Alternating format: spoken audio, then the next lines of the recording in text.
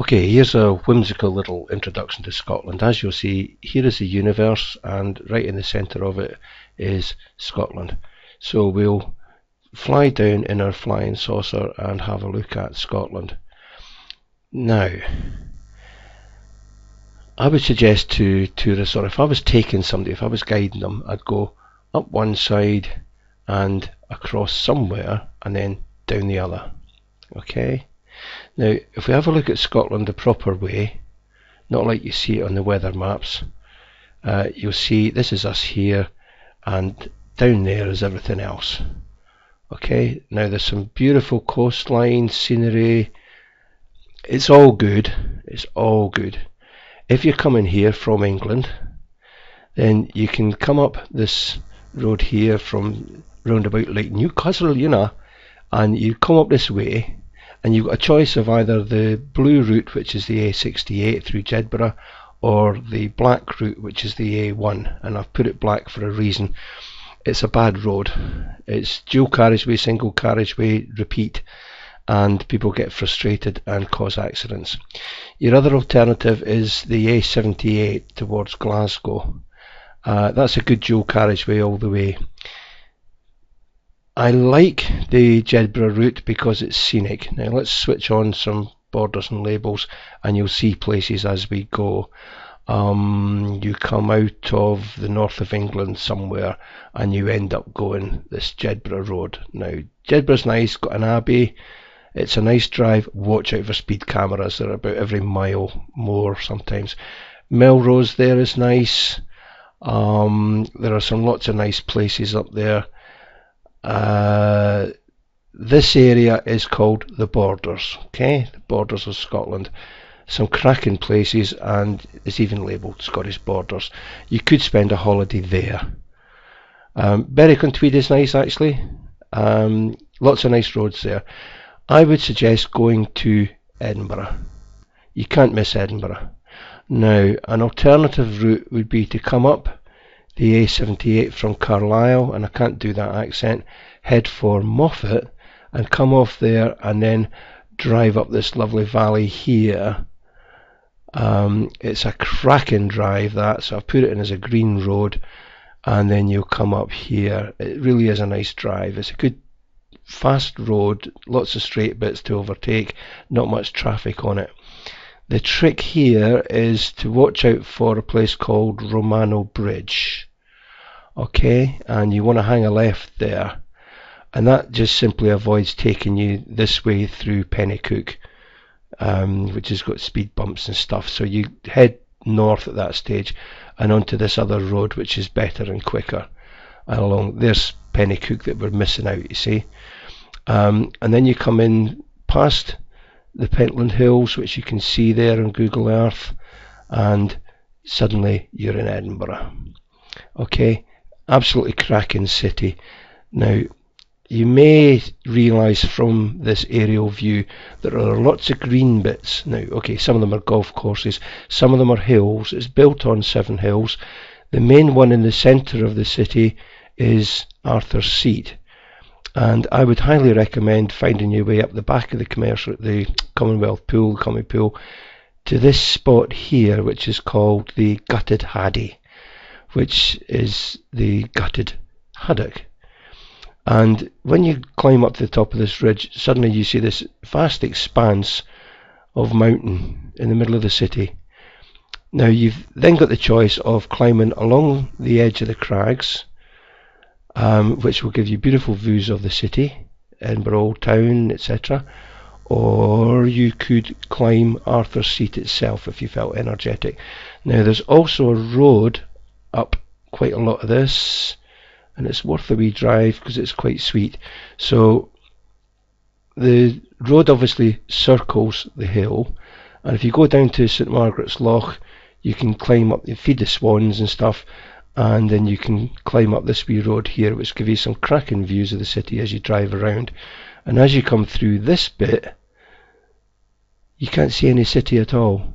Up through Dunsapie Loch, well, don't go through it, go round it, and then round here, and you get some cracking views of the surrounding Pentlands and stuff like that. And then you come around here and you'll see Edinburgh again, And as I say, that's us back at the Gut at Haddie. And that gives you some idea what that's like. It's nice at night as well, because it's all dark and velvety, and then down there all the lights shining. Now, at the foot of Arthur's Seat is Holyrood and the Scottish Parliament, of course. And then you can take this route up. This is what they call the Royal Mile from Holyrood to the castle at the top. And it's very quaint and old-fashioned, and there's lots of little streets off there. And just going up here, let me see, there's Coburn Street, which will take you down to Princes Street Gardens there, which is nice. Castle's at the top of the rock. Some of these streets off, I think this one's Chambers Street, there's a museum, that's well worth a visit, you can spend all day in there. And then down here is the Cowgate, and roads from that sort of pass under these roads and bridges, and it's quite nice to wander about on foot and explore that. And there's parks and stuff all around, and then you come up to the castle here at the top of the hill. Also worth mentioning over here somewhere, if I can find it, is the Botanic Gardens. And I don't know that I can find it. I think that might be it there. Yeah, Botanic Gardens with glass houses and stuff, so if it's raining you can get shelter and see some beautiful plants, orchids, all that kind of thing. So that was Edinburgh. Now, following that same route up the east coast, we're heading over now to go across the Forth, and there are the two Forth bridges. Nice views, quite quaint to stop at Queensferry if you pull off there. We now cross over into, this is Fife, this area, and Fife Coast is quite nice, wee bit industrial till you get past Kirkcaldy and Leven, and then this bit round here, nice. St Andrews, nice. Dundee, interesting in its own way, but I wouldn't necessarily go there. I would head out of Edinburgh for Perth. Now, you're still heading north at this stage, but consider these routes over to the west. You can obviously get from Edinburgh to Glasgow on the motorway. Not a fantastically enjoyable drive, but it's usually okay. Perth, nice, and from Perth you could go over to Stirling here, or you could go a little bit further north and take this road from Dunkeld over to Crieff, which is called the Small Glen. Just quickly on Perth, it's situated on a river that can actually reach the coast, so ships come up. There's Canoe Hill, and from the top of Canoe Hill you'll see the river below you, and it's quite a sight. That's quite a high hill. It's even very pretty from the motorway here. Over this way you've got Scone and places like that. Perth, quite nice. Okay, so I would head north out of there on the A9 this is, and we come up through beautiful places, gets really nice really quickly. Burnham from Macbeth, Dunkeld, nice. There's the route over the Small Glen, that's a nice drive. If you're not going much further north, I'd recommend that. And then up this way, Ballinlough, Pitlochry, all nice rivers at the side of you. You can stop anywhere and get out the car, and it's lovely. Blair Athol has a working mill with a tea room. We just found that not too bad. You can come away with a nice original loaf. Then you're into the mountains, and you're on a mix of dual carriageway and normal roads. So it's kind of frustrating. You'll speed along the dual carriageway and you'll crawl along between the bits of dual carriageway. Now, if you continued up north, you'd end up going to Inverness up here. Nice, and long drive down Loch Ness. I've completely missed out Aberdeen, and there's a lot of nice places up there. What I'm doing is, instead of going north here, I'm looking for a turning at Dalwhinnie, and at Dalwhinnie I turn left and head west, and that's a beautiful drive. It's a really good drive along Kinloch nice scenery, and then you come down to Spain Bridge. Now your choices there are, have you come north enough? Are you fed up driving yet? If so, head south to Fort William. If not, head north and go to Skye. So Skye over here, fantastic place. I would normally base myself just over the water in Kyleakin, and then I'm over the bridge and I can explore. You can see it's mountainous. These are the Coolins. Around here at Glen Brittle is the Fairy Glen.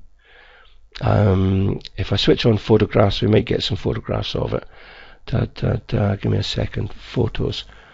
There's bound to be photos of this place. Let's just tap a few. The green pools. Okay, more. The Black Coolin. And you can swim in this thing. See if we've got one that says pools. There we are. There's the fairy pools. So you can jump in there and have a nice refreshing swim under that waterfall. Okay, so Coolins, swimming. You can swim in the sea, great seafood, all the rest of it. Beautiful scenery because you're looking across at the mainland. Let's put off photos because there's too many. If you head right up north, there's a beautiful road goes across here, and you'll see all these lovely mountains with astonishing rock formations. And as I say, great for scenic photographs because you'll get all these mountains sticking up on your photographs. So we've done Skye. You can do Skye in a day if you don't mind driving a couple of 100 miles, and then we'll come back to the mainland, and you can come back down the way through Fort William. Glencoe is awesome, and head down that way. That'll bring you past Crianlarich, etc., and then Loch Lomond, beautiful, and then you're into Glasgow. Glasgow's a big place, lots of interest, good place to eat, drink and party up. Once you've finished Scotland, then take the A78 south. So basically what I'm recommending is going up one side and down the other. If you come up the Carlisle way, you get good motorways all the way up through England. If you come up the other way, I'm not so keen on the A1 myself, but definitely the A68 is a good drive. So up the right, down the left, or come up the left and cross over that Moffat Road to Edinburgh, and then you've got loads of ways to get east and west. I've missed out huge chunks, like over here, Ayer's nice, Stranraer's nice, and lots of people would tell you to go there. Then there's a Mulligan Tyre's nice, Arran's nice. Oh, it's all good. It really is all nice. And then of course if you wanted to go all the way up and get some wild coastline up at Thurso and John O'Groats, Cape Wrath's nice, and then you've got the Inner and Outer Hebrides. You're spoilt for choice, you really are. So there's a quick overview of Scotland. It's taken 13 minutes, that's way too long, but I hope that was of interest to you.